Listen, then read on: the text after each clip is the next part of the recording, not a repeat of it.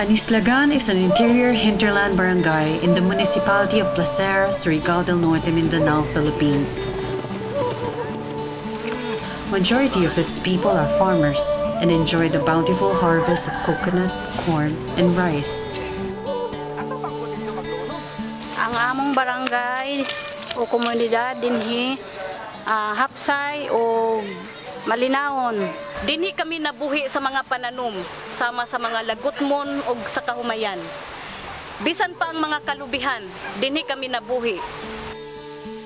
The town is one of the sites of the mining operations of Manila Mining Corporation or MMC since the 1980s.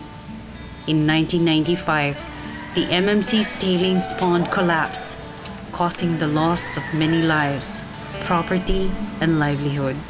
Kasagaran gud sa mga lugar nga among nakit-an, naamang gud ng kuan kana ang erosyon na kaning amo din kay ubos sa bukid, ag bukid katuwa sa ibabaw to adto di ares amo paingon ang kuan, mga lapok ang mga tubig nga dili na insakto nga pagkaawas. Manhin na sa amo dili man na gusto mahitabo din sa amo.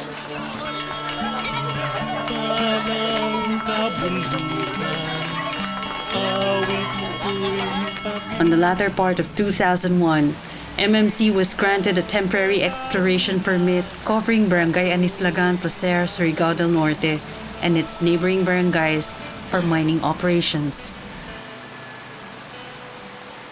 Gusto na mo nga kiningin-ani ra nga kinabuhi, natural ra dinhi. Pay kasamok. Samukan mi anang naay mga mining nga manhi dinhi sa among lugar, mga minero. Sunod, agamo pong panginabuhian ni aman dinhi sa Anislagan. Among humay, basig maapektuhan pa sila tungod anang tubig na mo diha sa source na mga tubig.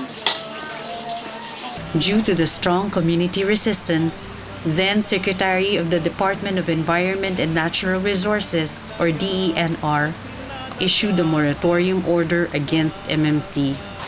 Kung ang mga taga-mining padayon nga mag-operate dinhi sa among barangay Anislagan, daghang mga kadaot o mga epekto nga mahimo niini. Daghang mga katawhan nga managbangi tungod kay nagkalain-lain ang prinsipyo. Bisan nga ni ang managsuon magkaaway tungod lang niining pagsulod niining mina. Ikaduha nga maapektuhan ang kaanindot sa among barangay Anislagan. Mahimong maupaw kining among kabukiran ug ang among mga tabunok nga yuta masagula na kinig mga chemicals nga mao'y hinungdan nga ang among mga tanom dili na makatubo pag-ayo ug dili makapamunga og daghan.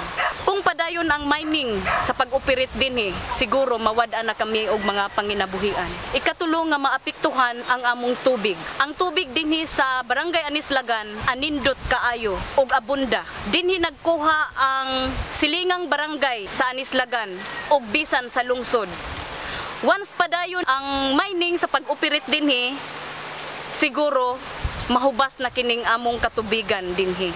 Ug mao'y hinungdan nga wala nay imnon ang mga katawhan, wala nay magamit nga tubig ug lisod na ang pagkuha sa tubig.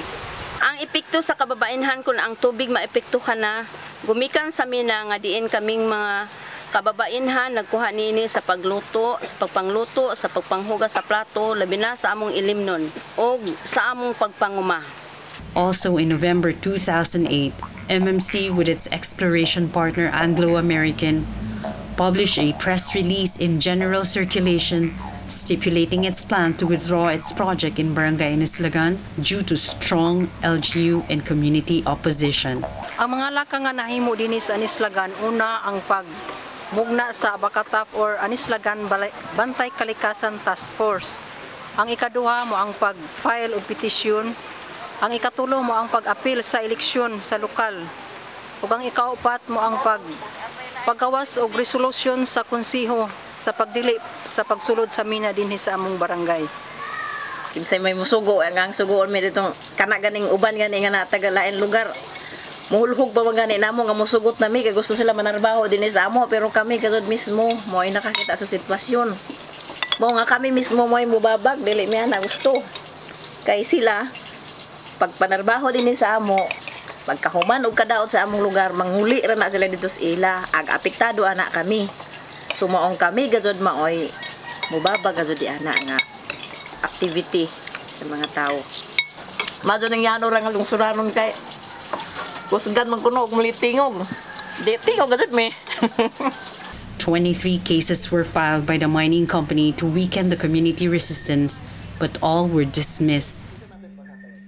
Labi na sa among mga parinti nga kami nagkabuwag-buwag gumikan sa mga mining company nga mao ining abot dinhi nga mo'y nakapabulag sa among relasyon, nakapadaot sa among relasyon. Ahong gusto nga mahitabo og ahong gipangandoy nga ang among barangay mobalik sa kalinaw.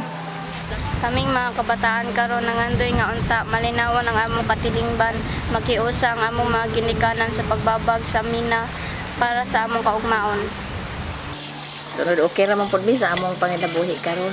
Bisag inani krisis pero buhi ra karon nga maka-survive sa among panginabuhi uban sa among duha ka anak. Mo ni among future nga sumusunod sunod daoto ng kuan diha bukid dili na mo ikatugot. More than 80 years, the mining company has difficulty in securing the barangay council's approval. The community initiatives became stumbling blocks for the mining company to gain entry to the community. For whenever the bell tolls, villagers by heart and mind know that duty calls. Then the human barricades begin. All these victories are in recognizance of the women at the forefront of the struggle in defending their land. No mining in Anislagan! No mining in Anislagan!